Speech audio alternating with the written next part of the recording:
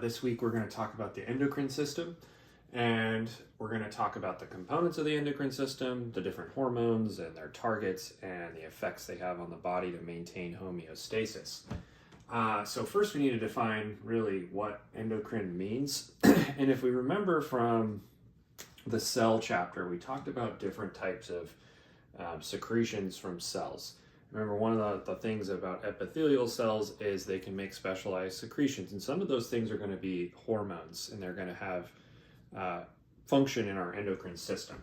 So first of all, we have endocrine means endo, within the blood vessel. So endocrine is going to secrete hormones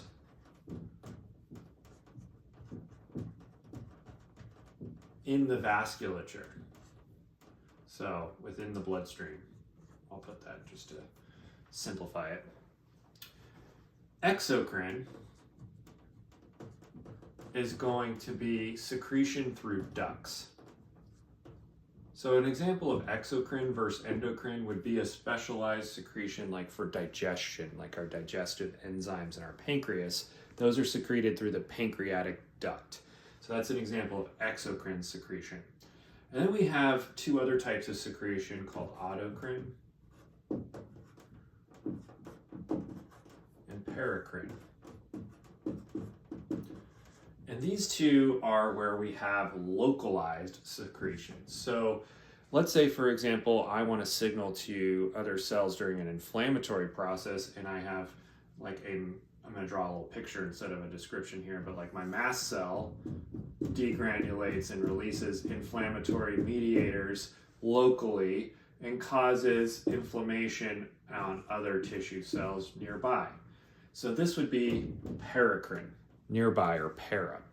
And then autocrine is going to be self-cell signaling. So if I have a cell, that's going to produce some kind of molecule within its own from its own nucleus, produce some sort of protein or some sort of molecule that's going to create an action within its own cell, localized to that cell. An example of this could be like cyclins, when we're talking about the cell cycle, that allow the cell to progress past those checkpoints and develop within, or develop that growth in mitotic cycle. So different terms, important differences. So when we're talking about endocrine, we're specifically talking about hormones, and we're talking about them being secreted into the bloodstream, okay? Function. We're going to talk about three kind of classes. I want to talk about the primary sort of endocrine organs that we talk about, and we're going to talk about the endocrine tissues like within our body, like our digestive tract, our heart muscle, that also have some endocrine function, but aren't necessarily part of these organs. So first off, in the brain, right? Try to draw a little brain that doesn't look like a helmet. So okay, so I got my brain, all my little wrinkles, my cerebellum. Here's my brain stem. Within the midbrain, we have the hypothalamus, which is located sort of in one of the third ventricle. And the hypothalamus is this structure, and it has two small glands hanging off of it. And these glands are called the pituitary, anterior and posterior pituitary gland. So hypothalamus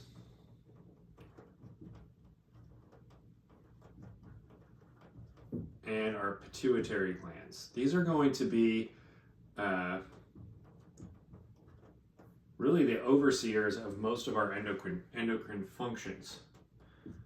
Now, these are in charge of some specific organs. When I said there's kind of three classes, we have the organs that are controlled by the hypothalamus and pituitary axis, or these two we have kind of like the pituitary as a middle manager and the hypothalamus as like the CEO of our endocrine function. And they're going to be in charge of several endocrine organs. Then we have a couple endocrine organs that are completely independent of this system. So we'll break those down. So if I have control from the hypothalamus, controls the pituitary, and then the organs that we're going to talk about are going to be my adrenal glands. Geez. So my adrenal gland, specifically my adrenal cortex, not the medulla, which the medulla is the center part of my adrenal gland. My adrenal gland sits right on top of both of my kidneys. I have one on each kidney. And the adrenal cortex, or this outer portion, is going to be one of our primary organs controlled by the hypothalamus and pituitary. Then we're going to have our thyroid gland, which is a butterfly-shaped gland in the anterior portion of the neck. And our thyroid is directly controlled by the hypothalamus and the pituitary.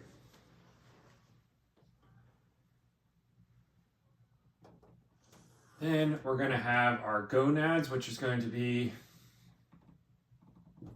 our ovaries and testes, right, in males. So these three primary organs, the thyroid tissue, the adrenal cortex, and gonads, are endocrine tissues that are controlled by this regulatory system.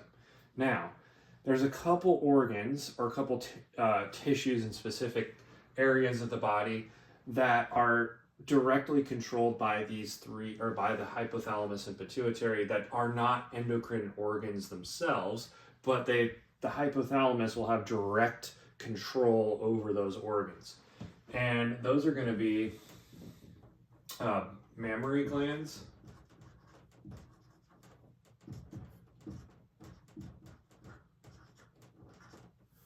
and uterine smooth muscle,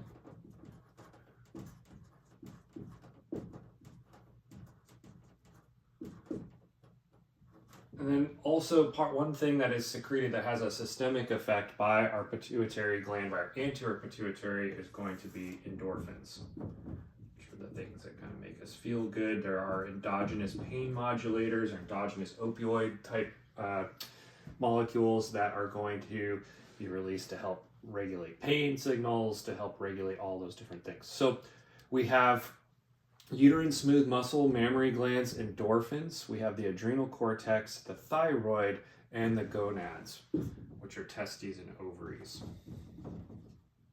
And these organs and tissues all are under direct regulation from the hypothalamus and the pituitary glands. We're going to break down each of these in more detail, so we'll get to that here in a second. So when we're going to talk about these, I want you to think about the hypothalamus and pituitary sort of like the CEO, and the pituitary kind of like a middle manager. And then when we get down to these surface levels, we have organs that are either going to produce hormones themselves, and so that's going to be our adrenal cortex is going to produce hormones that are going to have effects then within the body.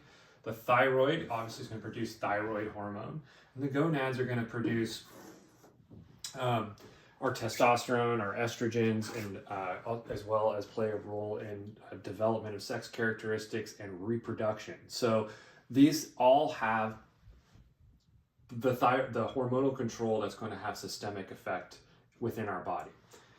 These tissues, or these secretions, are going to have direct effect on target sites that are going to have some sort of action. So in the mammary glands, we're going to have lactation, and uterine smooth muscle, we're going to stimulate contraction of the uterus specifically during birth, to help, like when we learned about that feedback loop mechanism of baby's head pushing on the cervix. We're going to release oxytocin onto the smooth muscle. Endorphins have a systemic effect within the CNS that are going to trigger that sort of endogenous pain modulation. So lots of different functions of the hypothalamus and the pituitary. Okay, so the next set of organs we're going to talk about, or really organ, singular, that has endocrine control, releases hormones, but is not under control of the hypothalamus, so it does not pay any attention to the hypothalamus, is going to be my pancreas. The pancreas sits in the epigastric region, posterior, just above, just anterior to the aorta, and it secretes primarily exocrine. So about 97% of the secretions that come from the pancreas are digestive, and that's a ductal secretion. That is not endocrine. But about 3% of the tissues of the pancreas, called the pancreatic islets, secrete endocrine, and they are really some of our most important hormones, and that's going to be insulin and glucagon. And these come from the alpha and beta cells. Insulin is secreted by the beta cell, and glucagon is secreted by alpha cells. And these cells are in the pancreatic islets, and they kind of surround. So if I'll draw sort of a zoomed in representation of an islet. So a pancreatic islet is basically a bundle of cells. And there's specialized cells in here. We have alpha cells and beta cells, and they surround one another in this organized fashion. And then we also have some other cells called delta cells, which secrete things called somatostatins, which are hormones.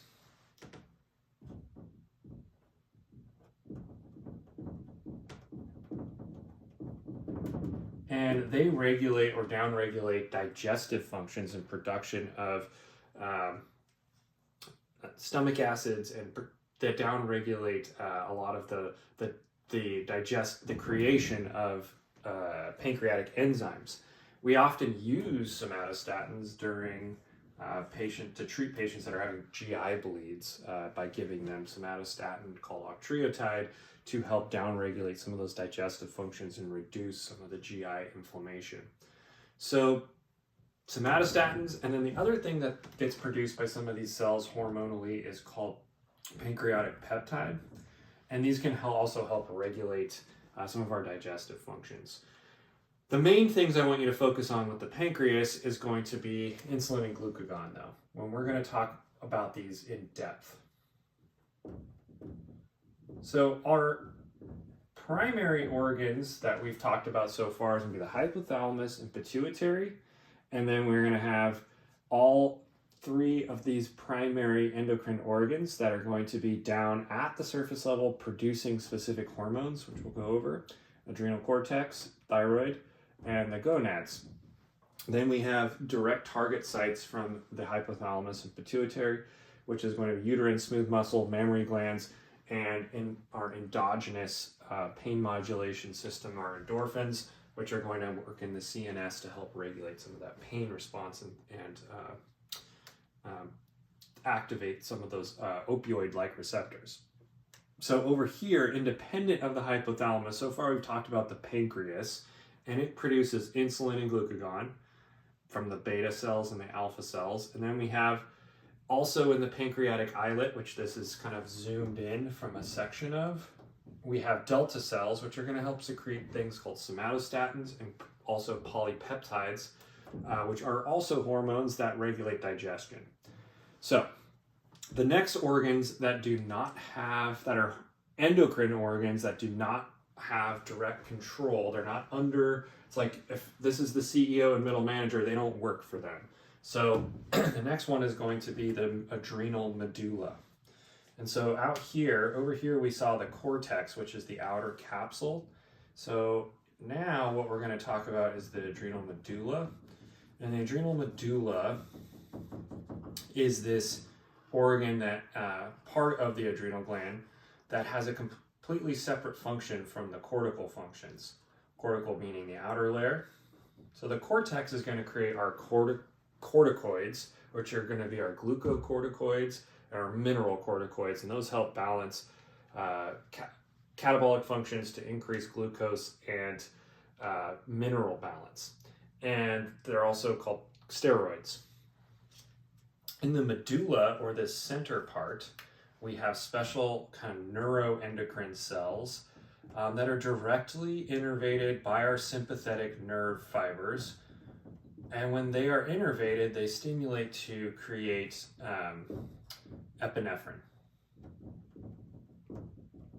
So we talked about norepinephrine, and norepinephrine is converted to epinephrine in the adrenal medulla. And then that's released as a hormone systemically to have adrenergic effects on all of our sympathetic receptors.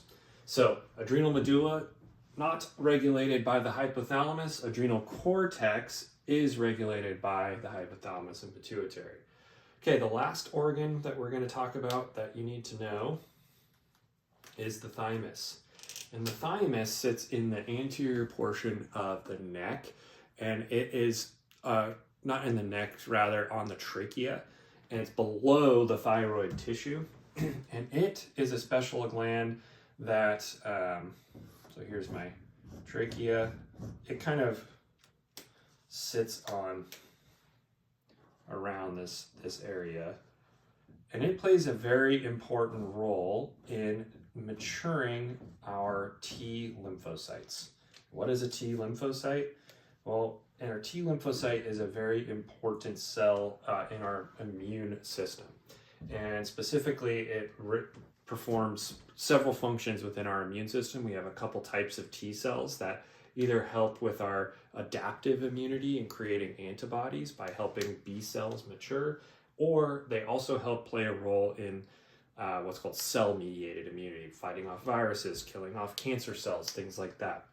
So these release this is our thymus, and they release something called thymosins, which is a hormone that helps to mature or differentiate our T cells. Now, if you have poor or damage to this organ, you can have immature T cells and have some immune dysfunction. One important thing is the function of this gland really is most active during our childhood, but as we age, its function slows. It still plays a role in T cell development in adulthood, but most of the tissue has actually kind of converted into a fatty tissue over time, and it degrades its function because most of that T cell differentiation is happening early on in our lifespan. So over here, that does not work for the CEO of the brain. The hypothalamus is going to be the pancreas, and it's going to be the adrenal medulla and the thymus. Okay, so you should know all of these different tissues. So you should know which the hypothalamus talks to the pituitary, and you should know then what the pituitary talks to: adrenal cortex, thyroid, the gonads. Specifically, then we have direct targets, which is going to be endorphins that are going to act on CNS pain receptors, or not pain receptors, CNS kappa mu receptors, which are going to help stimulate pain modulation that play a role in sort of that endogenous opioid response.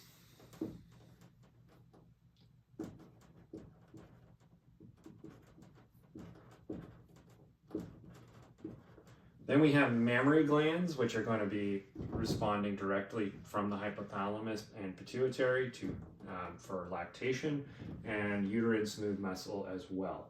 So make sure you know all of these before we kind of move on in this. So if you need to pause, look at it, kind of review that so that you have the ability to draw this out or name these things. That would be very helpful so you have a good understanding before we move forward. Zooming in on some of these things. So let's start with the hypothalamus, and we're going to start in the pituitary gland. So we're going to start talking about some of those hormones that are secreted from those two tissues, and then we're going to talk about some of their targets. So the hypothalamus, if we zoom in, is part of the third ventricle, and it has two small structures, the anterior and posterior pituitary. So what I'm going to do is draw these kind of large, so it's not going to be anatomically correct at all, but that's okay. And these two are connected to each other via something called the hypophyseal portal system. And really what that is a network of capillaries. And these capillaries, these little arterioles, come in and surround these structures. And this surrounding of capillaries, this network, sort of capillary network, is called the hypophyseal portal system. And this allows communication directly from the hypothalamus down to the pituitary glands. And the pituitary plays some pretty significant roles throughout our life. It's very important. And it talks directly to the hypothalamus. So we have two halves of the pituitary. We have anterior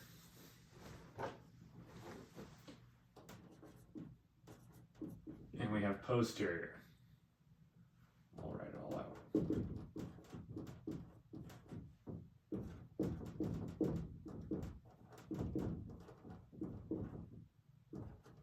Okay, so let's talk about the posterior first.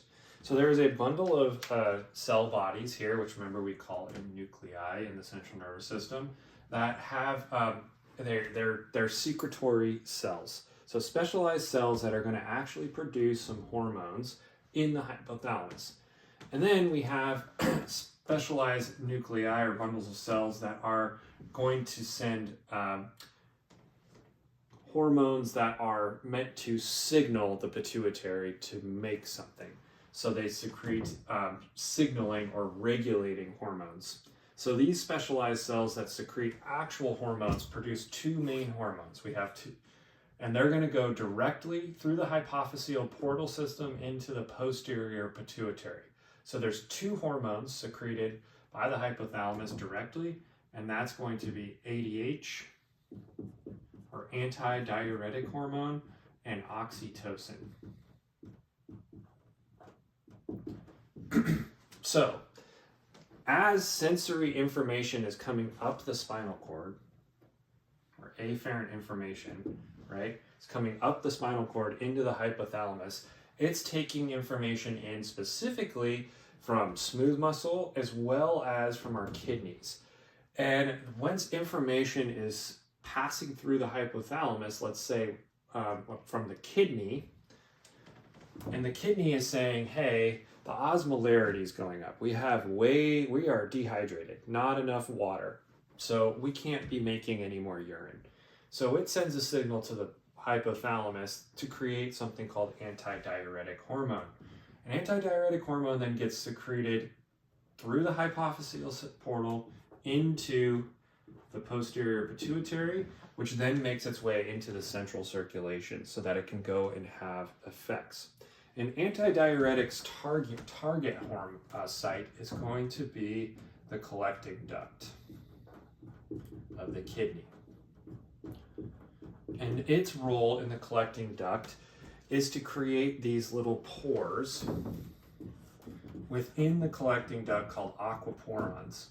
And what it does, these little pores do, is they allow water to move from the collecting duct back into the tissue right around the collecting duct, and it gets picked up by the peritubular capillaries in the kidney and reabsorbed in the bloodstream. So if you've ever thought, like, why when you're dehydrated you don't make urine, it's because your body is holding on to water.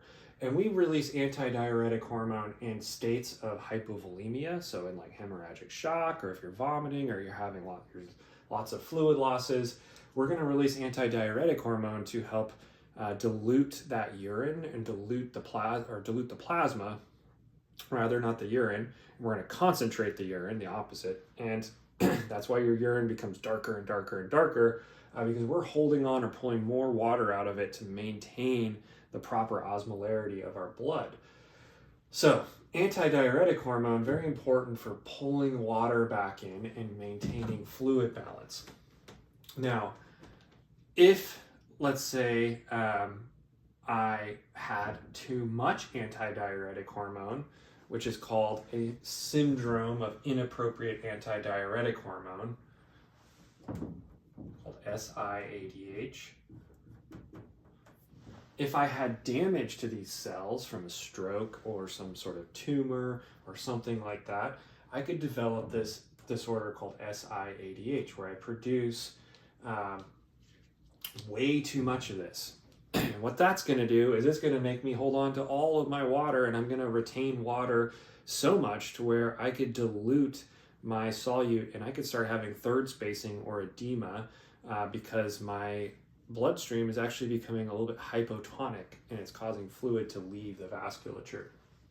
So that's one disorder of ADH. The other is called diabetes insipidus, and that's where I don't produce any ADH. And again, similar causes, tumors, injuries to the brain, things like that.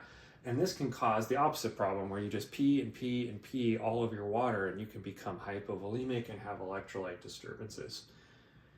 Some other things that antidiuretic hormone does is it also acts on a couple different sites. In the blood vessels, we have something called vasopressin receptors. And another term or name for antidiuretic hormone is vasopressin. And vasopressin, it's also a medication that we give. We used to give it a lot in cardiac arrest. Now we use it in other things as a pressor. But it can cause some vasculature or vasospasm. So we get some vasoconstriction. So it has some effect on vasoconstriction, and it also potentiates our catecholamines. So it can help make or have a synergistic effect with our epinephrine and norepinephrine to help make sure that we're getting good vessel squeeze during states of stress or shock.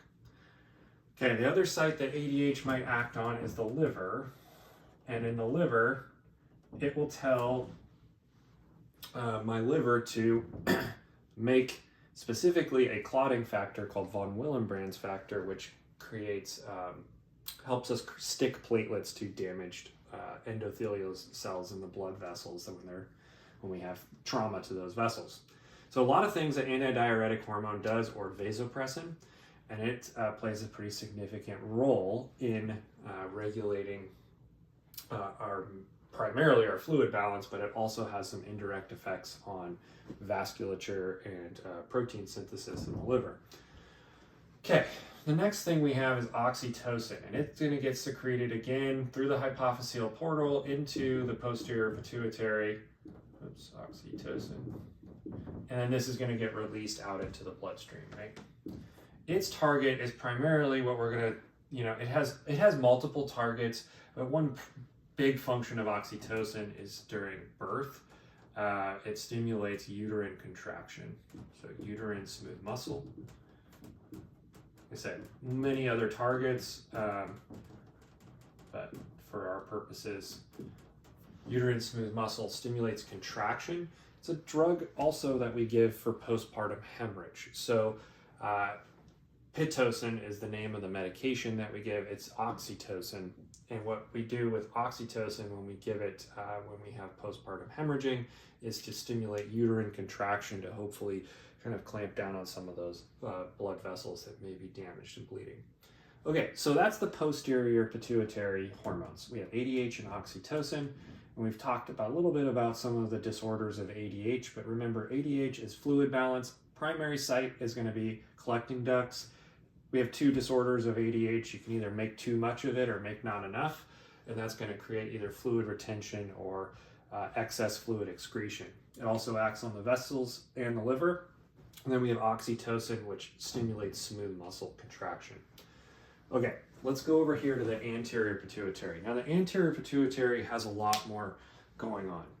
So, like I said, we have some secretory cells within these sort of, what you call neurosecretory cells that are going to release regulatory hormones. And these regulatory hormones are going to go through the hypophyseal portal to stimulate the anterior pituitary.